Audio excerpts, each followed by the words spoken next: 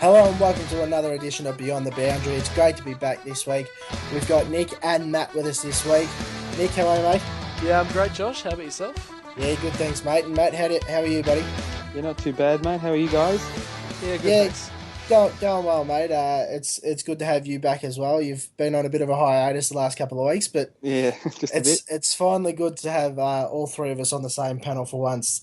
We got a massive show ahead of us. We're going to recap around 20 or 21. It may have been 21. We're going to talk about heaps of off-field issues and on-field issues. Dale Thomas, has he played his last game in a Collingwood jumper? And preview all of the round 22 games ahead of us this week. How was your week, boys? Yeah, it was very good. 8 out of 9 tips this week, which I was pretty happy with. No complaints there. How many did you guys tip? Yeah, I got 7 this week. I stupidly looked at the Essendon North Melbourne game and saw that Jack Zeeble and Scott Thompson were out, and I thought the Bombers were a sneaky chance. But I did the exact same thing, guys. I got also 7. I did what Josh did. I went for the Bombers. Had a sneaky feeling, and I obviously tipped my Tigers, which I probably shouldn't have, but yeah.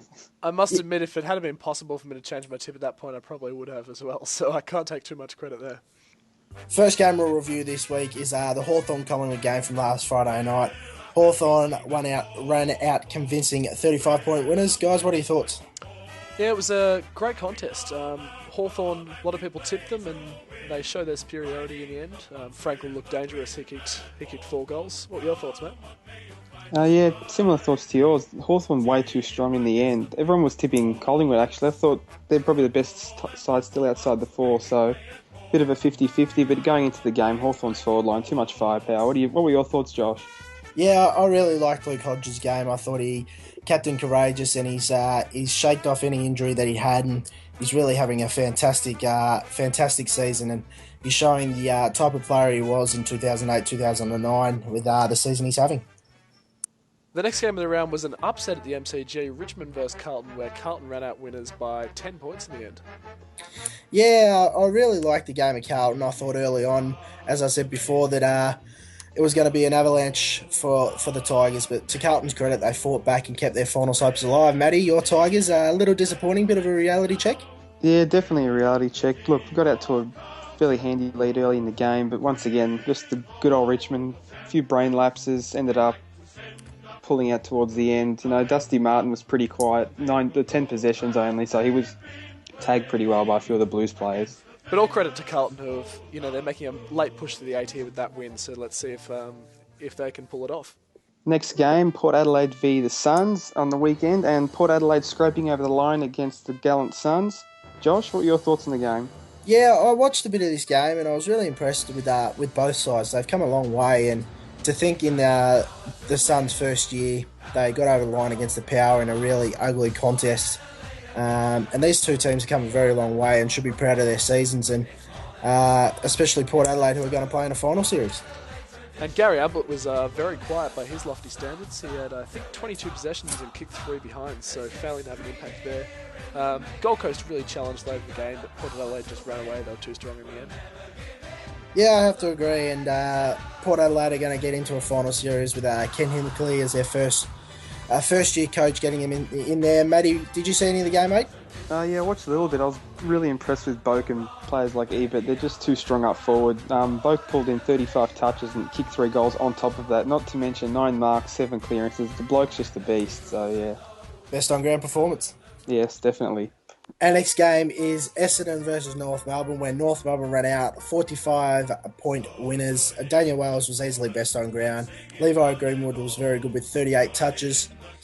Boys, very disappointing for my lads. But I was really impressed with Jake Melksham. He's had a terrific second half of the year. Nick, did you see any of this game? Yeah, I saw a bit of it. A lot of people are tipping North Melbourne for the upset. I really, at the last minute, really couldn't decide who to tip. Joe Watson, it was kind of sad to see. He looked really flat, really defeated almost, even though he had a pretty good game himself. Yeah, I thought it was a similar story for that. I thought Goddard played a pretty good game as well, in and under, getting a lot of the ball. Just too much firepower up for North up forward. Wells and Tarrant keeping 7 goals between them. Even Petrie up forward, very hard to stop.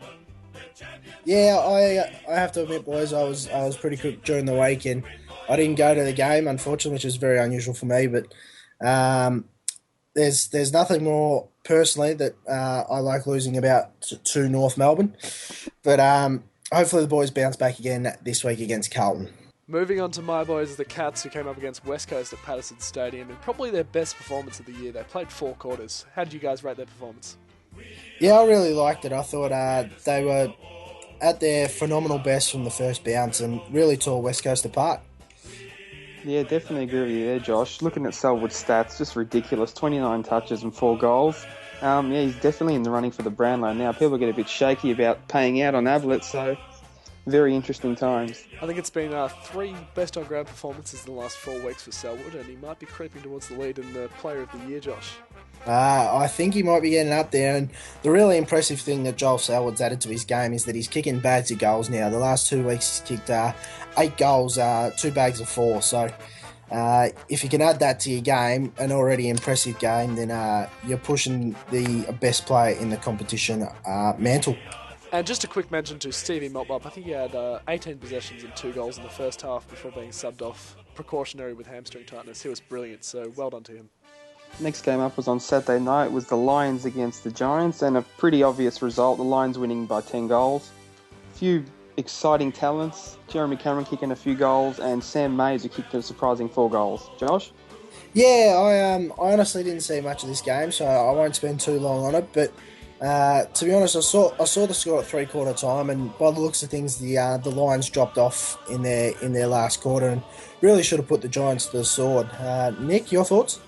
Yeah, it was the only game of the round I didn't see, actually. But looking at the stats, Rockcliffe was great, Doherty's been great, they've been great in the last couple of weeks, and Simon Black, keeping up the form he's had all his career, 28 disposals.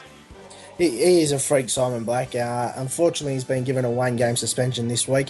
I really hope he goes on next year because, to be honest, he's one of my favourite players outside the Bombers. He's just so much class, and with all the accolades that he's won throughout his career, I still believe he's one of the most underrated players in the competition. So hopefully he goes around again in season 2014.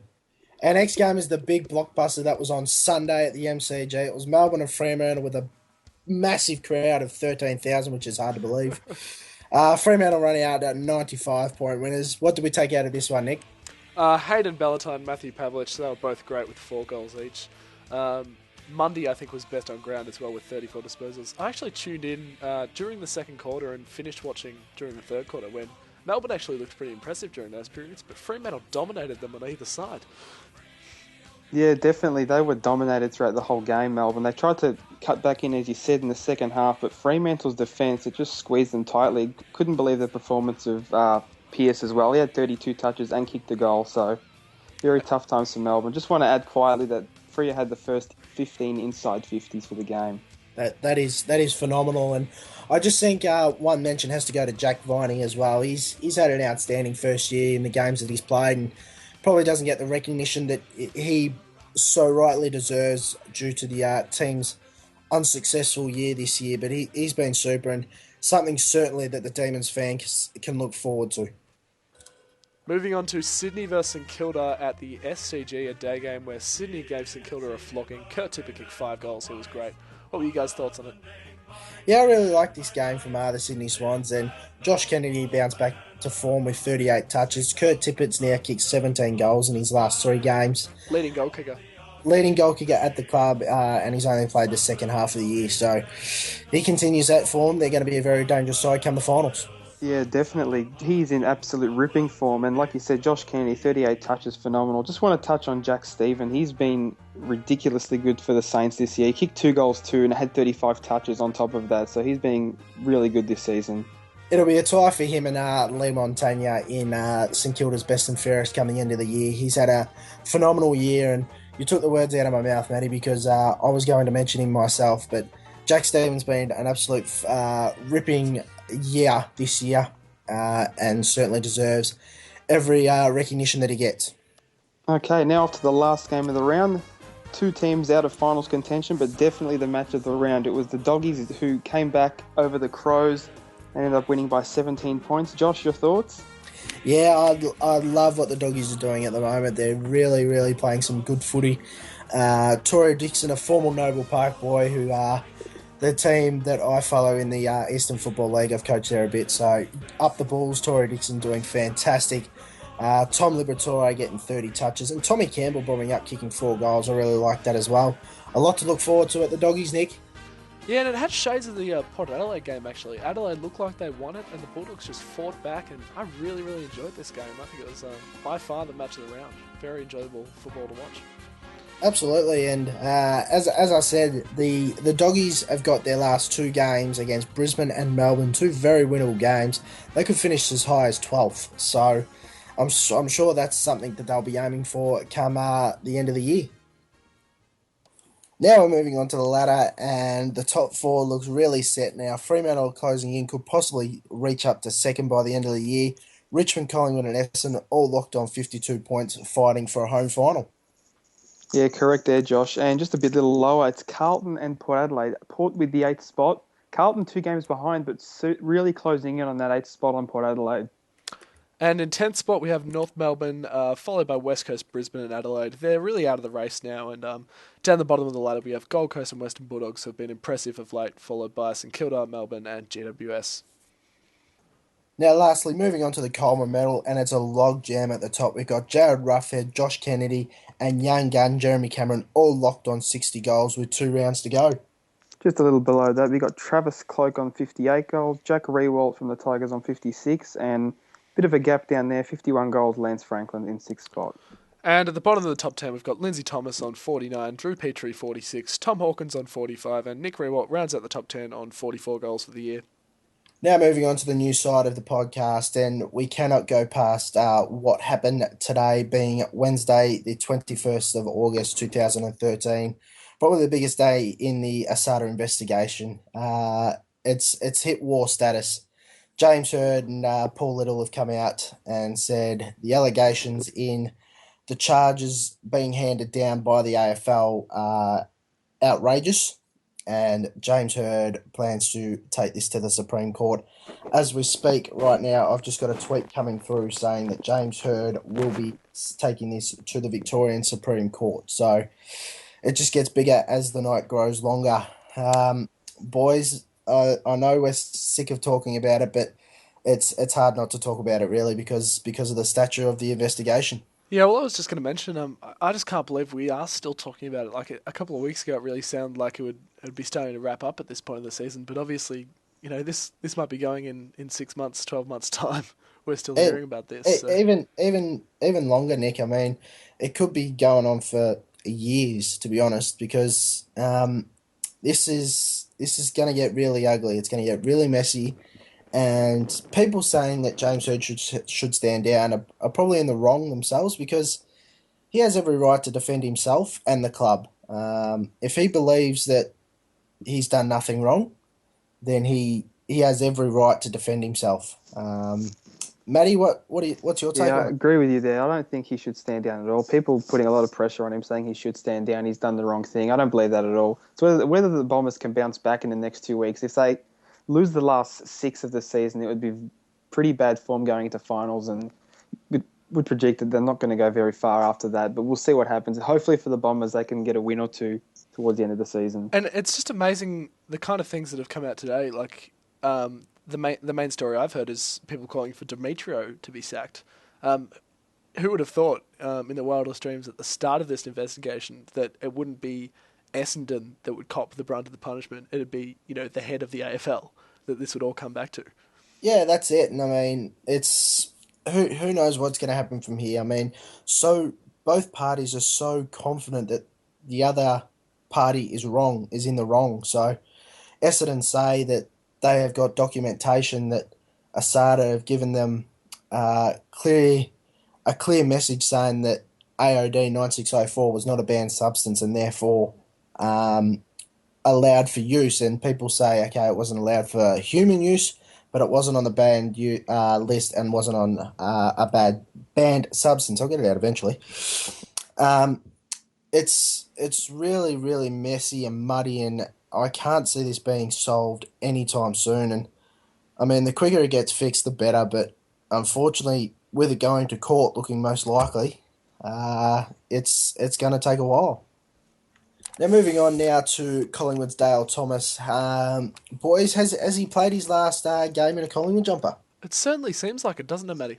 Oh yeah, it does. He got injured in the VFL on the weekend, and another cloud remains. Is he going to play for the Pies? Is he going to go elsewhere? There's been rumours of going to different clubs. Whether or not that happens is a different story. What do you think, Josh? Yeah, Nathan Buckley said during the week that he's very confident that the Pies faithful and the rest of the competition will see Dale Thomas in a Collingwood jumper come 2014. So when a coach says that, you kind of feel that, okay, he might stay around, but there's always going to be the question until the day he signs, with the likes of Carlton looming, and we all know he gets along very well with Mick Malthouse. So, But let's be uh, honest. Do we really think Nathan Buckley would have come out and said, you know, it's unlikely he's going to stay. He's probably going to Carlton. We should give up on him now. that's a very good point. No, I see where you're coming from, and I'm always one to bring up that point as well. But yeah, he spoke with authority, and sometimes you can tell with coaches if they're not too sure or something, or if they're speaking from the heart and know what they're talking about. I can't help but think a dead giveaway is if a player ever says, we'll delay contract talks till the end of the season. They're pretty much gone. Um, what reason other than pushing out a couple of extra dollars could you have than not wanting to sign straight away? But I guess we'll see how it pans out. Now moving on, we'll talk about the retirements that have happened in the last couple of weeks since our last podcast. There's a few names there, boys. We got Brett Ebert, Aaron Davey, John McDonald, Adam Selwood, Mark Nikoski, who have all announced their immediate retirements, whereas Andrew Wembley will retire at the end of the season, which is next week, which will also be his 250th game, as will Dean Brogan. They've been good servants for their clubs, not out-and-out superstars except for maybe Andrew Wembley. He won a Norm Smith medal in the 2006 Grand Final. But very good servants to all their clubs. There's some big names in there, isn't there, Matty? Yeah, there is a lot of West Coast players, might I add, like you said, Selwood and Nikoski and Embley were all been definite great servants of the club, especially Embley, as Josh said, 2006 champion. And yeah, look, all the best to them in the future and hope everything goes well for them. This week's NAB Rising Star is Melbourne's Jack Viney. Viney was recruited with pick 26 by the Demons with a father-son selection earlier in 2012. Many believed that he was a steal, as neither the GWS Giants or the Gold Coast Suns made a bid for him, which allowed the Demons to take him with their second-round pick. Viney's been very good this season, but his game against the Fremantle Dockers, he collected 28 disposals, 5 marks, 5 tackles, and kicked a goal in a pretty dismal performance by the Demons, and was clearly best on ground for his club. Jack Viney is the first Melbourne nominee this year, which says a little bit with the amount of young talent they have at the club. So congratulations to Jack. Definitely worth it, and hopefully he can progress to become a very good player in the future. Now it's time for everyone's favourite segment, certainly my favourite segment after last week's performance, the Toast and Roast. I'm going to kick it off this week. I'm going to go with a toast. My toast is going to the English Premier League being back. I love staying up watching the Premier League. It's the only soccer I watch because it's the only soccer I find entertaining. I just love being it back. My boys got a 4-1 win over Swansea, Manchester United. Yeah, I was pretty happy to see it back, lads. Certainly is. It's good to see it back. I enjoy it as well, and I know Matt does. On to my toast, and it's actually Matt's toast as well, because I jumped in and stole it from him at the last minute there. The Western Bulldogs, they were brilliant against Adelaide. It was a great game to watch. Match of the round by far for me, as we mentioned earlier. And I heard a Western Bulldogs supporter during the week saying they shouldn't try so hard because they want some lower draft picks. But I love the way they're playing at the moment, and I think they should keep it up. What do you reckon, Matt? Yeah, definitely. They have been playing fantastic the last 3 or 4 weeks, especially the Adelaide game. Like you said, match of the round, come from behind, just absolute superstars. They got a great midfield coming up. Luke Dalhouse, players like Liberatore, bright future coming. Look, unfortunately, they're probably not going to get the draft picks they wanted because of the wins they're pulling, but it doesn't really matter. By the looks of it, they don't need it. Certainly don't. Moving on to your roast, Josh. What have you got for us? Yeah, mine's not so much a roast this week. I'm not going to delve too much into it, but the shooting that happened of a young Melbourne baseballer, Christopher Lane, it's just a shocking story, and To hear that one of the offenders was dancing around and prancing when he was charged with murder, it's just a bit sad on that front as well. And you just have to wonder what goes through people's heads to do this kind of stuff. But as I said, we won't stay on that for too much longer because it is a bit of a downer. But a shocking story, boys. Definitely not good to hear about. How about your roast this week, Matt? My roast this week is from NBA superstar Michael Beasley. He's just signed if any of you don't watch the NBA, he's one of the best players in the league. Signed with the Phoenix Suns for a 4-year deal, which is believed to be around 17 million a season. And as of last week, he was caught with possession of drugs, marijuana, and it's likely he's going to be suspended for the entire season. So there goes their season's pay slip. Does he still get paid? Yes, he still gets paid about 90% of that. So it's pretty poor in his form, yeah. Unfortunately. It is pretty poor, but it's all getting paid 66 million. Josh reckons it's worth a roast. No, a toast, toast maybe. not that I condone marijuana, but yeah, it's almost worth a toast. Very poor effort. Now, moving on to my roast this week, and stand back, stand back. Josh has set the bar very high with his roast last week of Kumar Damasema. My roast this week goes to Brian Taylor, BT from Channel 7 Saturday Night Footy. I'm a Geelong supporter, as you all know, and I was watching the Geelong West Coast game the other night. I tuned in, I saw we had BT in the commentary, as, all Saturday night games do, and I sort of sighed to myself, here we go. What's he going to say tonight? It was the worst performance I've ever heard from BT. Like, he usually annoys me, but on Saturday night, he was ridiculous. He was picking on Josh Walker because he had a tiny imperfection on his jumper. He was saying Geelong should forfeit the game because Josh Walker had this imperfection on his jumper. He was campaigning for Joel Selwood to get suspended for a tiny little love tap on his brother. He was roasting the Geelong medical staff for lying to the media about Tom Hawkins' injury. He was comparing the sliding rule to not having cars and planes in the day. And get this, he called Stephen Motlop Alan Christians for an entire half of football. And at one point, he even got Alan Christensen, a 5'10" Indigenous midfielder, confused with Josh Walker, a 6'4" Caucasian full forward. It is farcical!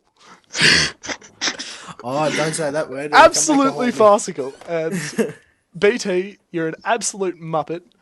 And I'm going to put a link in the description to sign my petition to get him off the air, because I'm sick of him. Yeah, good call. He's starting to get on my nerves as well. And when you constantly call players by the wrong name, and AFL players are starting to pick up on it on Twitter as well, yeah, you need to pull your head in. It's his bloody job. Why can't he remember their names? Anyway, moving on. Now moving on to the games for this week. We're doing it a bit earlier this week, so we haven't got the teams. We're just going to go through a general discussion. The first game is Collingwood versus the West Coast Eagles at the MCG on a Friday night. What are our thoughts, lads? Well, it certainly looks like West Coast has put the Q in the rack this season, so really can't see any other result than Collingwood winning this one. What do you guys reckon? Yeah, I think something similar to that. It's going to be Collingwood by plenty. As you said, they put the Q in the rack. A lot of players out for them. Pies really looking to get that fifth spot in the ladder and get a home final. So Eagles not too much to play for. Josh? Yeah, I've been really impressed with a certain Collingwood player by the name of Brodie Grundy. I wouldn't go as far as what Damien Barrett did when he called him a potential. No, he said he will be an all-time great. Matty, I'm pretty sure you said something similar about a player. Yeah, back in 2010, we had Richmond recruited Relton Roberts, and his first 3 games were quite similar to Brodie Grundy's. Different aspect, different players, but similar stats, and people predicted something similar, and that didn't turn out the way we planned it. I think he played 4 games for the Tigers. He did. Right? He was delisted shortly after. Yeah, so I'm not sure Damo's on the money with that one just yet. Let's give him a bit of time. He has started well, but let's just give him a bit of time. Boys, Sherrod Wellingham has hit some good patch of form in the back half of the year. He comes up against his old side this week. Yeah, he certainly has, Josh. He's kind of hit the form that West Coast were hoping and expecting that he would when he was traded from Collingwood. And he's a very exciting prospect for the West Coast midfield. Adding to the arsenal of midfielders they've already got there. Yeah, definitely. He's racked up an average of 20 touches in the last 4 games, and obviously playing against his old side, he might know the tricks of the trade and might be able to man up and get a few sneaky tips for the other players. So anything can happen. But yeah, all the best to him. He's had a good 4 or 5 weeks. So hopefully the Eagles can do something about that and he can get maybe a few goals. He's yet to kick a goal this season for the Eagles. Who are we tipping, boys? I'm going to go Collingwood this week, and I imagine you guys will be as well. Collingwood at the MCG, they're going to be playing finals this season. I think they'll be going very deep into the final series. So I'm going to go Collingwood by 55 points. They'll just be too strong for West Coast this week. Yeah, I'm going to have to go the same there. I think Collingwood by about 6 goals. Yeah, I'm going by Collingwood by about 50 odd points. Just think they'll be too strong and they'll want to bounce back after their loss to Hawthorn last week. Our next game is the massive blockbuster between Adelaide and Melbourne at Amy Stadium. It's Adelaide's final game at the stadium as they move to Adelaide Oval next year. Boys, I'm not looking forward to this one, to be honest. It's got Snorefest all over Oh, it. Snooze Fest! You took the words out of my mouth. I was just about to say it. I'm not looking forward to this game whatsoever. How about you, Matty? No, not really. It's going to be a pretty comfortable win by Adelaide. Just look, I'd be excited to see Paddy Dangerfield and Jack Viney work their stuff. But look, other than that, it'll be the Crows by plenty, I think. Yeah, I have to agree, and I think the Adelaide Crows were pretty good last week. They probably should have won in the end. A pretty poor first quarter, which Brenton Sanderson showed his expressions to, and the Demons just can't expect to play 5 minutes of footy and be competitive like they were last week. So, um, yeah, I think Adelaide will get this one done comfortably by pushing the 100 point barrier again. Big call there. But I'm with you on that one, actually. I'm thinking, Melbourne, they were maybe competitive for about 15 minutes in total against Fremantle last week, but that was about it. Adelaide beat North Melbourne, who are in great form, and I just can't see Melbourne coming anywhere near them at Amy Stadium. So I'm going to go Adelaide by 92 points. Yeah, I'm with you there, mate. I'm going to say Adelaide by about 15 goals. Our next game is a very intriguing game at Etihad Stadium between North Melbourne and Hawthorn. Boys, are North any chance in this game? I think they really are. What do you think, Matt? Yeah, definitely. North is playing some pretty good footy. They beat a few decent sides this year. Just unfortunately, early in the season, come undone in the last few minutes against a few sides. As some would say, they've choked. What would you say, Nick? What do you think? I think they're the best side outside the eight, and I don't think you guys would disagree there. They've come agonisingly close so many times this season. I think they've set the record for the most losses by under a goal in a season. I'm not sure what it was. I think it was 6 or 7 or something ridiculous. Six, yep. Which is crazy. 6 wins that'll put them fifth position or something. Top four. Top four. It'll put them in the top four. That's how agonisingly close. Like they've beaten my boys. They've beaten Geelong. They've taken some big scalps this season, and they've just not quite got the job done. Cyril Rioli, boys. A lot of people call him overrated, including you two, I think. Yes. People seem to think, and I'm not pointing this at you guys, that you need 30 touches to be an out-and-out superstar. Cyril Rioli is not overrated. He is everything that everyone says he is. He can get 15 touches a game, and he could influence the scoreboard and change the game with one possession. Do you think, Josh, he is in the top 5 or 6 players in the AFL? No, No? no. That might sound contradictory, if that's how you say that word, I think. That might sound like that, but he's not in the top 5. No. Is he top 20 player possibly, I'd say? Definitely Yes. a top 20 player. On his day, he is a top 20 player. And as I said, he can take one possession and change the outcome of a game. And just watching his game against Collingwood the other night, he was outstanding. And it's the close games like this one certainly could be where the players like that can really have an impact and as you said, with one touch, turn the game in their favour.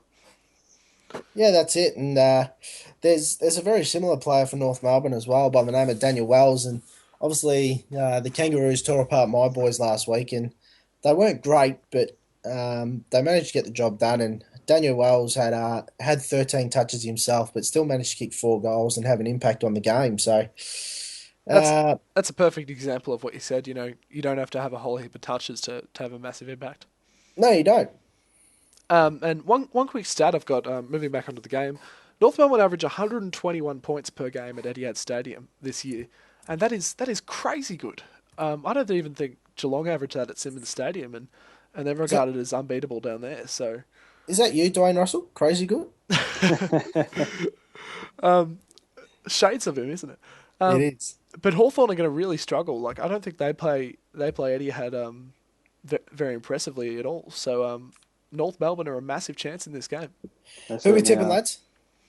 I'll let Matty kick it off. I'm still Look, I'd love for North to win. They got a big chance, but I'm gonna tip the Hawks by 2 goals. Just the firepower up forward is just overwhelming for me. What about you guys? What do you reckon, Josh? Yeah, I'm going to have to go with Hawthorn. I can't go past them, but I would not be surprised at all if North Melbourne get over the line here. They've had, apart from that demolition down in Aurora Stadium, their last few results against the Hawks have been very, very close. So I'll be going with the Hawks, but yeah, as I said, not much confidence. I think North Melbourne might be able to cause an upset here. Hawthorn by about 3, 4 goals. I'm not sure if it's me being a Geelong supporter that just wants Hawthorn to lose to help Geelong get that top spot, but I do rate North Melbourne a massive chance, and I think this game will be much closer than people think. I do think Hawthorn will get over the line, though. I'm going to say Hawthorn by 10 points. Our next game is definitely the game of the round. It's Geelong versus the Sydney Swans down at Simmons Stadium. Nick, it's a big game for your boys. Massive game. It's probably the biggest game we've played at Simmons Stadium since 2005, I think it was, against Richmond to make the finals. Massive implications of this game. If we win, we could finish on top or guarantee second spot, and if we lose, we could drop as low as 4. At Sydney, they've got similar implications for themselves as well.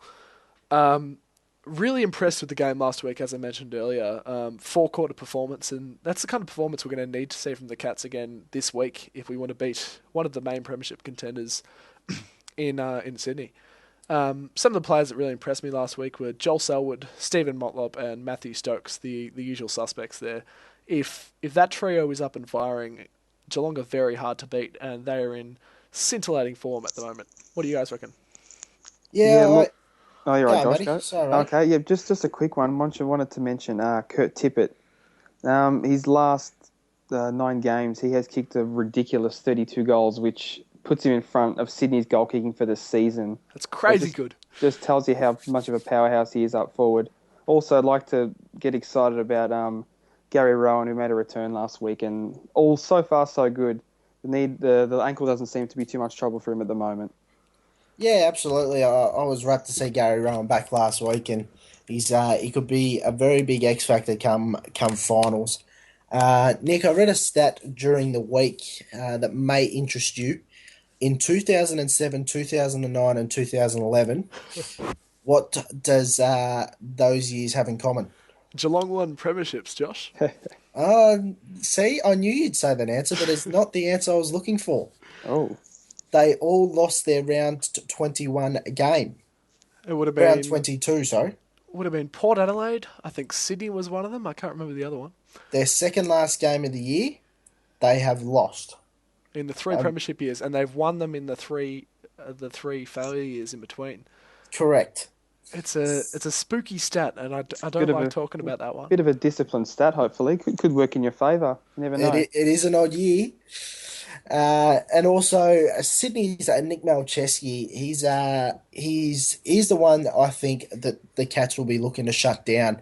He's run out of defensive 50. He's absolutely remarkable. You look at the stats here, and he's had 159 rebound 50s. The next best in the competition is Andrew Walker from Carlton at 107, and the next best at the Sydney Swans is Jared McVeigh at 69. So a differential of 90 rebound 50s. It's clear that the Sydney Swans look to him to drive the ball outside of defensive 50 and start their counter attack. So, Nick, Remarkable. who from Geelong can play that defensive forward role and not allow Malcheski to run the ball out of defence so easily like he has done most of the year? Well, Geelong tend to rotate their run with roles and their shutdown roles. Jimmy Bartell likes to play both ends of the ground. He spends a lot of time up forward. He could play that kind of role. Joel Selwood likes to run forward, and he can negate the opposition. Taylor Hunt, our main tagger, he's still sitting in the seconds, so I'm sure we'd like to have him for that role, but his form's just not quite up to it at the moment. So it's a big challenge for the Cats to shut down the players like Nick Malcheski with defensive forward pressure. Yeah, it's what I agree definitely. Guys, what are your tips for this game?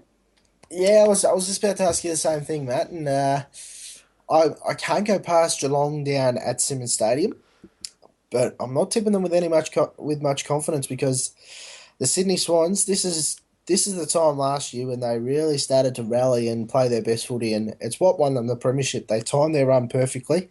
They put St Kilda to the sword in the second half last week. It's going to be a cracking contest, and certainly one that unfortunately I'm not going to be able to see because I'll be out, but it's going to be a cracking contest, and I think Geelong I'm going to tip them by about 3 points. Matt, what about you? It's it put me on the spot now. It's a bit tough to choose. Look, judging the Cats' form the last few weeks, even the Sydney has been pretty good. I'm going to have to go for the Swans. I've just got that feeling, like you said, that weird stat you read out before. I can't look past it. Hopefully, it works out the same way, and the Cats win the flag. Not sure if you saw my Twitter. I know Nick did.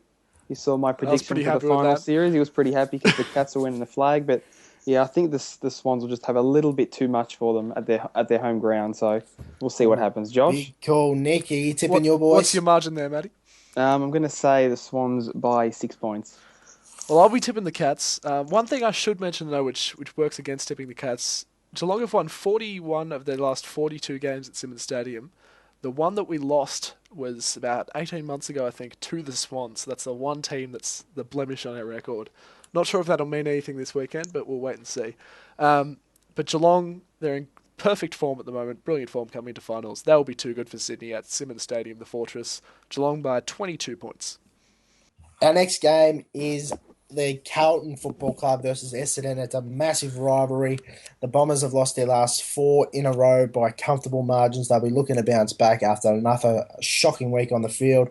And Carlton, they had a pretty good win against the Tigers last week.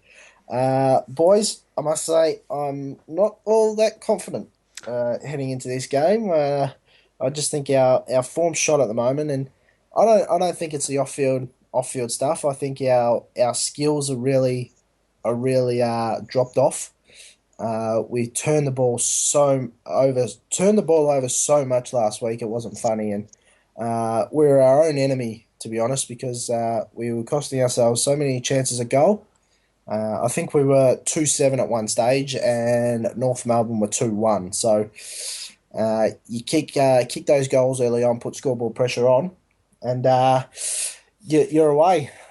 You messaged me during the week and said, mate, we're cooked. And I think that just about sums it up at the moment for Essendon.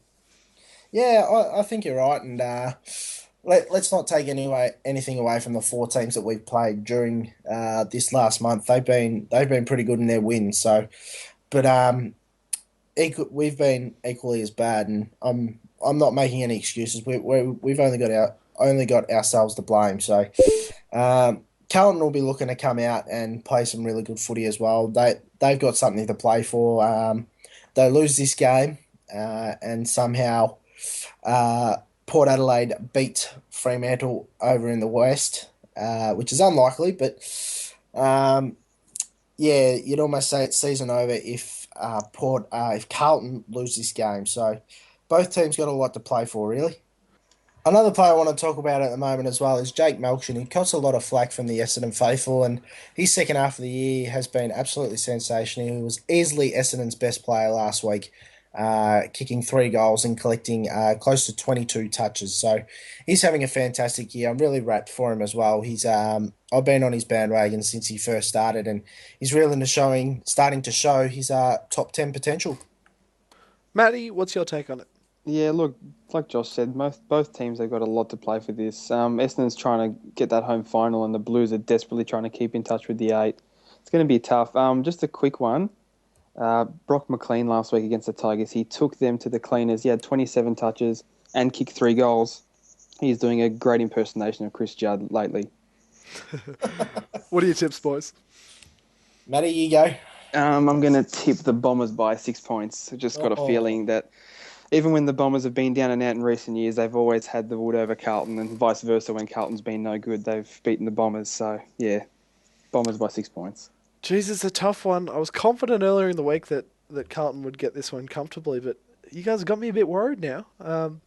I think in the end, as Josh said, Essendon have had a record run of losses in the last couple of weeks, and I think Carlton, they'll be desperate to get up into the 8. Carlton by 2 points. Now, yeah, Carlton, yeah. Essendon, You'll I'll get it just out say eventually. I will. Essendon's last month, their losses has been their worst in the history. It's been the worst run of losses in the club's history in terms of margin. And that's saying something. The boys are really struggling at the moment. I've been confident the last 3 weeks against Collingwood, West Coast and North Melbourne, and look where that's got me. So, unfortunately, it hurts me to say because I really don't like Carlton, as any Essendon supporter does. And it runs in the household as well with my beautiful fiancée who follows Carlton. But unfortunately, I'm going to have to side with her this week, and I think she'll get the chocolates this week in the household. I'm tipping Carlton quite comfortably by about 54 points. And Saturday night, it is Port Adelaide up against Freo at Subiaco Oval. Freo in some serious form, demoralising the Demons last week. And Port Which isn't Adelaide, hard. which isn't hard, no. And Port Adelaide scraping over the line against the Gallen Gold Coast. Guys, what are your thoughts on this game? Yeah, I love what Port Adelaide are doing at the moment, but I doubly love what Fremantle are doing. Nick, you and I spoke about before Matty came on board about Fremantle's game plan, whether it can win a premiership. Their last 3 weeks, they've managed to kick over 100 points. If they can continue that into the finals and do it against the likes of Geelong, Hawthorn, Sydney, then they are every chance of winning a final. Has your stance changed on that, Josh? Do you think Fremantle can win the premiership in this kind of form? No. Oh, in this kind of form, yes. But you still don't think they can win the premiership? No. Because those 3 games have come against Carlton, Melbourne, and GWS. But they really are showing the game plan that they're trying to put together. They did it to Geelong in the finals last year. If they can, consistently do that against the good teams, that could be a massive force. But that really is the question: can they keep it up? I agree, and as I said, if they can bring that and implement it at the MCG against the likes of, as I said, Geelong, Sydney, Hawthorn, whoever, then they're every chance of winning the flag. But until they do it in one game, I don't think they can win the premiership. Simple as that. What are your thoughts on this, Matty? Yeah, look, exactly what Josh said. They're excellent defensive side, and like he said, last 3 games kicking over 100 points. The opponents, however, on other matter, probably not the best defensive sides in the competition, but it's all about what they can do on the MCG. When it comes to late in the finals, if they can't play well in the MCG, they're going to be playing some serious opponents. Even the week before that, they were destroyed by the Tigers. Just not good enough from them, but we'll see what happens in September. If they can hold up in defence and get that structure going that Ross Lyon's got it worked out for them, anything can happen. Yeah, the last couple of weeks they've been absolutely clinical. And as Josh said, it has been against lesser sides, but as you guys both just said, then if they can bring that kind of form to the finals, anything can happen. Moving on to Port Adelaide, they just scraped over the line against Gold Coast last week. Do you guys think they can do any damage in the finals? Depends who they play. If they come up against Collingwood, no. At this stage, it looks like they'll be lining up against Collingwood or Richmond at the MCG, I imagine, or possibly Etihad. Yeah, that's it. And they can't make it up against Richmond, maybe. Only saying that because Richmond haven't been in the finals for the last 12 years, and there might be just a bit of nerves there, and Port Adelaide might be able to jump them. And they did draw with the Tigers there last year, so I can only see probably Port Adelaide maybe beating Richmond. If I had to tip, I'd be tipping Richmond. But I can't see Port Adelaide beating Collingwood. But they certainly have come a long way from where they were last season. It's a massive improvement to just be making the finals. Absolutely, and I wrote an article on Ken Inkley a couple of weeks ago on my new footy website that I'm with, Football Nation. Link to that one in the description at the moment. Oh, beautiful, thank you. Ken Hinkley, he's done his apprenticeship as an assistant coach for a long, long time, and I think it's time that clubs like Melbourne and Brisbane, who are currently without a coach, start looking at these options as well. Look at the coaches that have been at a senior club for in excess of 7 or 8 years. Don't go for the big honcho straight away. You can save a lot of money by getting out and getting an assistant coach who's done their time, like Brendan McCartney, who we're starting to see with the Western Bulldogs, like Hinkley's done at Port Adelaide. It's a proven fact that if you do the apprenticeship, you're gonna be all right as a coach. And from where Port Adelaide were last year to where they are now, simply goes down to Hinkley and the development that he's put into his players. Now, what are your tips, guys? Can't go past the Dockers. Not at Patterson's. I just think they'll be far too strong. And luckily enough for probably Carlton, that Port Adelaide will drop this one. I think Fremantle just far too strong at Patterson's. I'll be tipping them by about 47 points. Yeah, I'm with you there. Fremantle will win, and they'll win big, which means we're going to have an absolute blockbuster next week, Carlton versus Port Adelaide. But that's next week. This week, Fremantle by 59 points. What do Yeah, you think, Matty? I'd say the same, something like that. Probably 10 goals for the Dockers. I can't see Port Adelaide doing much, especially up there. It's going to be really tough in Subiaco. The next game of the round is St Kilda versus Gold Coast at Etihad Stadium. Good luck to you if you're attending this one on the weekend. Guys, what are your thoughts on it? Gee, you sounded a bit dull there, Nick. I'm up and about for this game. I'm really looking forward to it. No, I'm only kidding. Not a fan of St Kilda's game style, and Gold Coast not playing finals this season either. So No, I mean, yeah, it's hard to pick a winner in this game because you don't know which Gold Coast side's going to turn up. You don't know which St Kilda side's going to turn up. So, Jack Stephen, I want to talk about him. He's been absolutely super this year, and he'll go very, very, very close to winning the best and fairest at the Saints. The Gold Coast Suns, they're improving with every game they play and are every chance of winning this game in Melbourne. Gary Ablett's out of sorry, Matt. Gary Ablett's out of a little bit of form at the moment. He's probably not up to his high, lofty Brownlow standards at the moment. No, he really isn't. Just having a quick look, his last three games, he hasn't gotten a 30 disposal game, which is the longest he's had for a few years. Jeez. Just getting really excited about seeing him matching up against young Stephen, which would be something really exciting to see. I really wanted to give Gary Ablett my who's not on Monday, but I did not have the pills to do it. I did not have the pills to do it. I wouldn't have done it. If he sticks it up this weekend, I challenge you to do that because he really is, for his standards, for anyone else he'd be in quite solid form, but for his standards he's out of form. Anyway, who are we tipping this weekend? I'm going to tip the Suns just. I think they'll get the win in Melbourne. I believe it might be their first win in Melbourne. Correct me if I'm wrong. Can't think of another. No, neither can I. So I think it might be their first win in Melbourne. I'm going by about 18 points. Yeah, I'm going to go Gold Coast as well.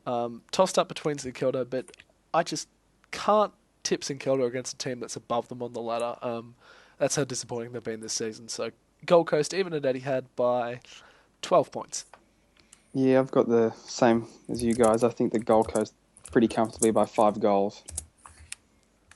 The next game, Sunday Arvo, is the Giants up against the Tigers at Skoda Stadium. Tigers looking to bounce back after a bit of a reality check to the Blues, and the Giants looking to keep some pride up. And Kevin Sheedy's last home game also at Skoda. Guys, thoughts? Yeah, not much on this game. Also, I think Richmond will be very, very keen to bounce back in this game after last week's disappointing effort. And he can assure that Damien Hardwick will be drilling into his boys this week. They got to lift their game heading into their first finals appearance in 12 years. And Richmond will they'll really want that fifth spot on the ladder. Collingwood and Richmond, it's sort of flip a coin at who's going to get it at the moment. Richmond really need to push to get that to have every chance to do well in the finals this year. And what about Jeremy Cameron, guys? He sits equal on top of the Coleman medal on 60 goals. How many goals do you reckon he needs to kick if he's any chance of winning this Coleman medal? To be any chance, I think he needs another 8, so 4 each game. But to win it, I think he needs 2 bags of 5 or a bag of 6 and a bag of 5. because his competition is that good.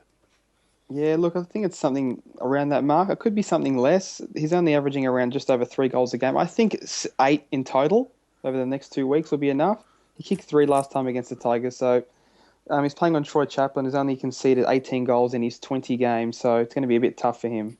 Absolutely, and you look at the other two contenders as well. You got Josh Kennedy, who's playing Collingwood this week, and Jared Ruffhead, who's playing North Melbourne. So two relatively good defences there. They both got their key defenders that can hold their position, and then Ruffhead's got the Sydney Swans next week, and Josh Kennedy's got the Adelaide Crows at home as well. So it's going to be interesting. I think Cameron can kick about 8 goals to win it.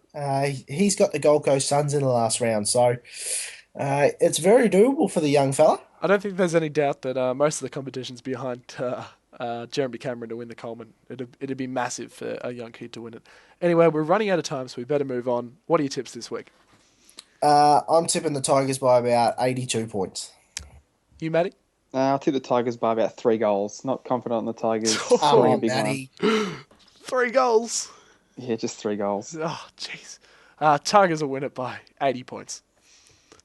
Our final game of the round is the Brisbane Lions versus the Western Bulldogs at the Gabba on Sunday night.